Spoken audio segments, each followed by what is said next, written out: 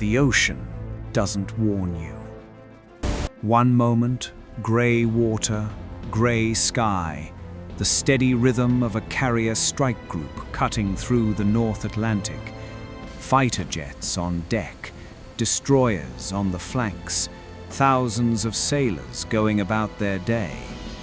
And then, a radar screen lights up. Something has been launched. Something fast. Faster than the speed of sound. Faster than most human reactions. A supersonic anti-ship missile skimming the wave tops at 600 miles per hour, designed by engineers who spent decades figuring out one single problem: how to kill an aircraft carrier before it can defend itself. The crew has seconds, not minutes, seconds. Somewhere in that fleet, alarms are sounding. Radar operators are leaning forward. Fingers are moving toward fire control systems. And a question hangs over every soul on every ship in that formation. Is the shield up? Because somewhere in that fleet, one ship was built for exactly this moment. Her name is HMS Dragon, and what she can do defies belief. To understand why HMS Dragon exists, you have to understand the world that made her necessary. For most of the 20th century, naval warfare was about guns, torpedoes, and aircraft. Ship against ship. Range measured in miles. Captain, vessel on the Engagement horizon, bearing times 090. measured in minutes. Roger. A captain The current could places see us the here. threat, We must adjust. could react, Agreed. could Steer maneuver. 090. Then, everything changed. The Falklands War, 1982. A British naval task force, modern, professional, battle-ready, sails 8,000 miles to retake a distant island chain. And then, on May 4th, a single Argentine aircraft fires a single Exocet missile. HMS Sheffield doesn't see it coming in time. The missile impacts. 20 sailors die. The ship burns for days before sinking. One Strike missile, package is green. Primary one routes ship. locked. Confirmed. One But moment watch the northern that flank. rewrote Agreed. the rules Secondary of assets naval are on standby warfare here. forever. Good. Execute at 02. The message was received in every navy on Earth. The missile had become the dominant weapon of the sea. And in the decades that followed, those missiles got better, faster, smarter, harder to detect. The Russians developed the Sunburn, a missile that accelerates to Mach 2.5 in its terminal phase, pulling evasive maneuvers as it closes on its target. The Chinese developed the DF-21D, a ballistic missile designed specifically to kill aircraft carriers at ranges exceeding 1,000 miles.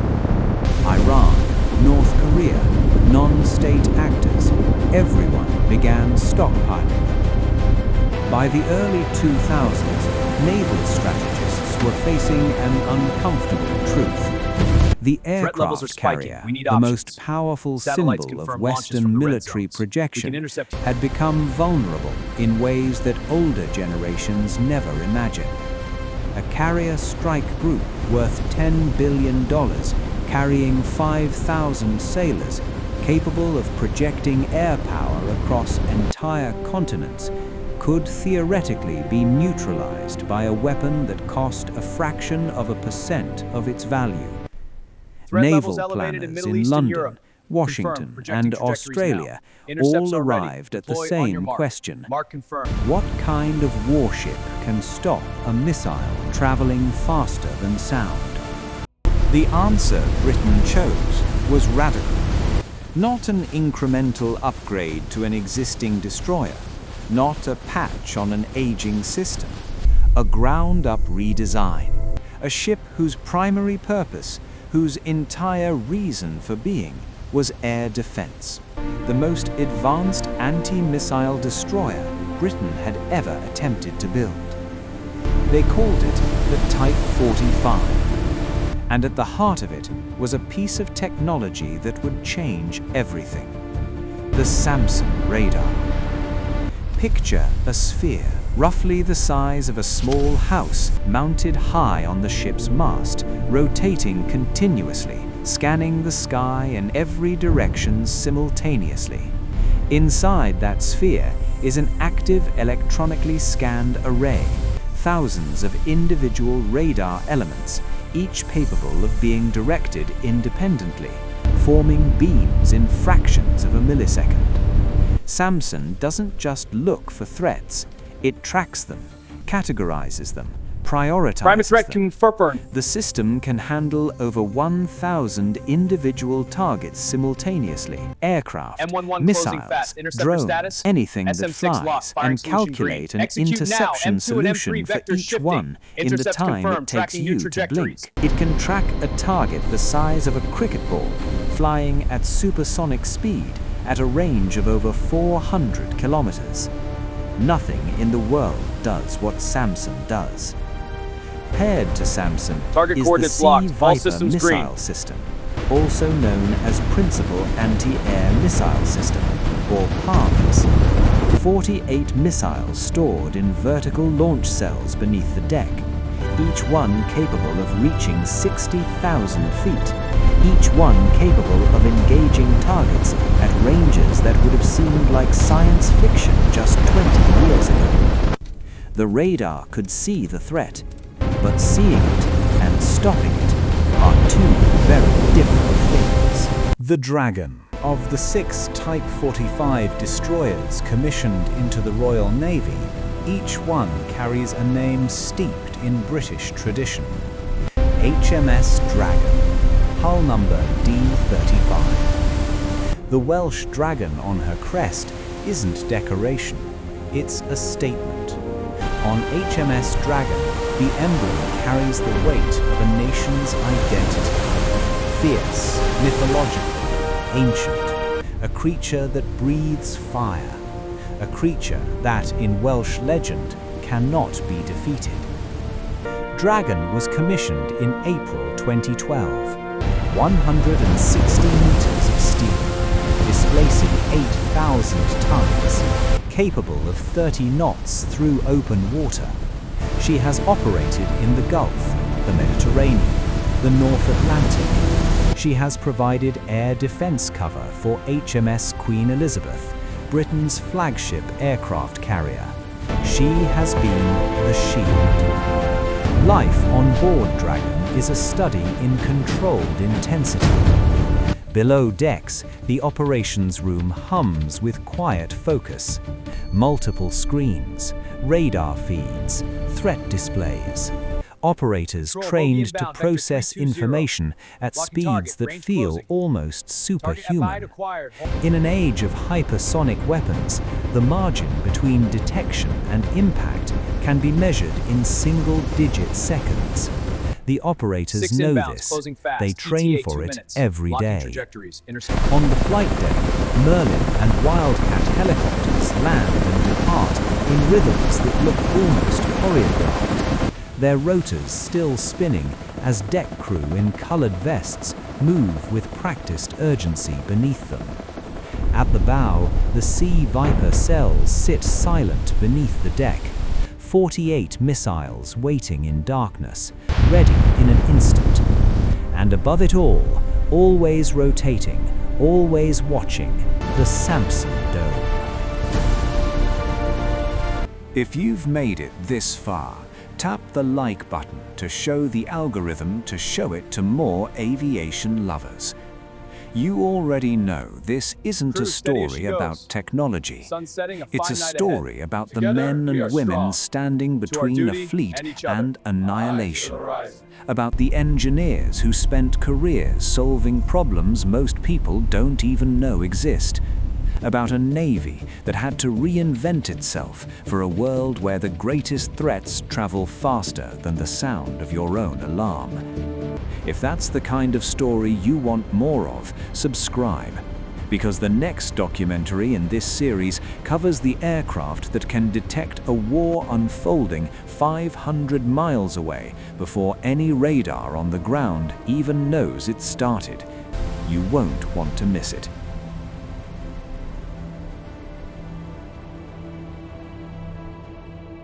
It begins with a single Formation confirmed. pixel Multiple on a bogies. screen. Somewhere in the eastern Mediterranean, HMS Dragon is operating as part of a carrier strike group. The operations room is alert but calm. Then SAMPSON sees it. A contact, Control, this is bearing radar. High velocity contact 047, climbing Velocity is extreme. fast. Time in. Acceleration profile consistent with a medium-range anti-ship missile. The computer flags it in milliseconds. The principal warfare Contact officer identified. Closing leans fast. forward.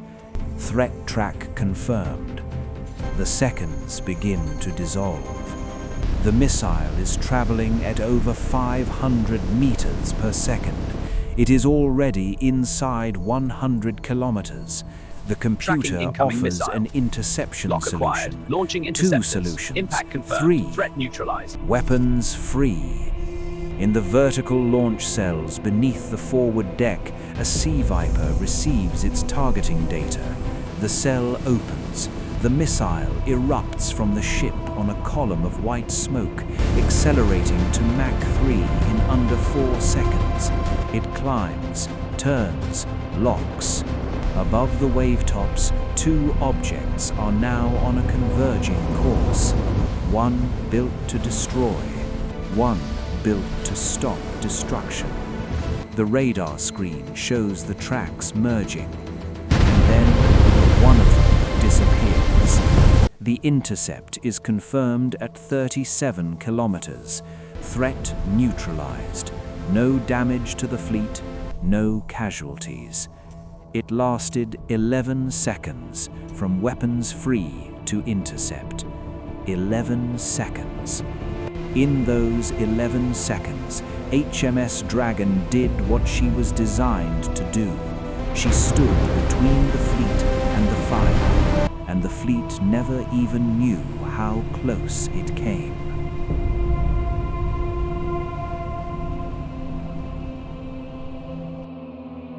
The story doesn't end there, because the threats are evolving faster than ever before.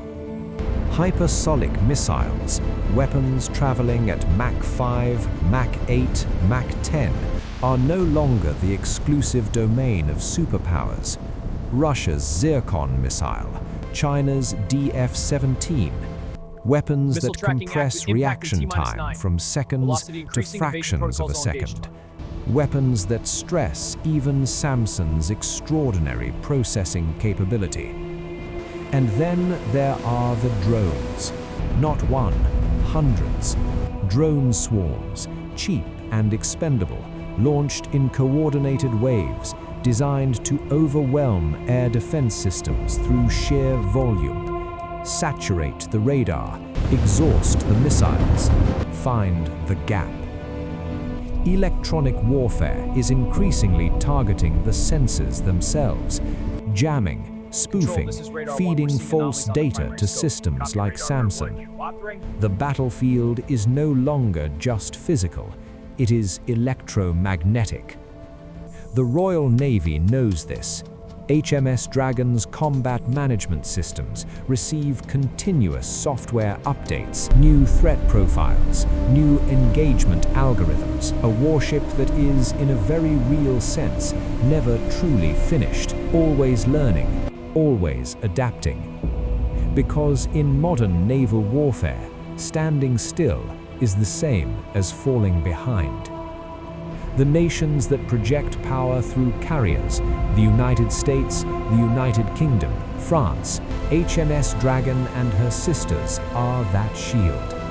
And in a world where the next war may be decided not on land but at sea, not in trenches but in the electromagnetic spectrum, the Type 45 destroyer isn't just a warship. It is the difference between projection and vulnerability, between deterrence and disaster. between the fleet surviving the next missile and the world waking up to news it never expected to hear.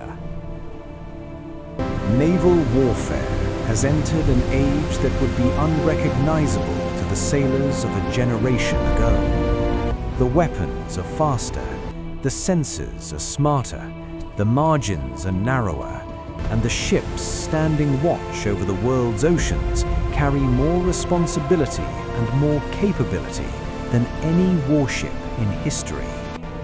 HMS Dragon is one of them. She is not the loudest ship in the fleet. She doesn't seek headlines. She doesn't need to. She just needs to be ready. And the next time a missile leaves a launch tube somewhere over a contested sea, pointed at a carrier full of men and women who don't yet know they're in danger, she will be.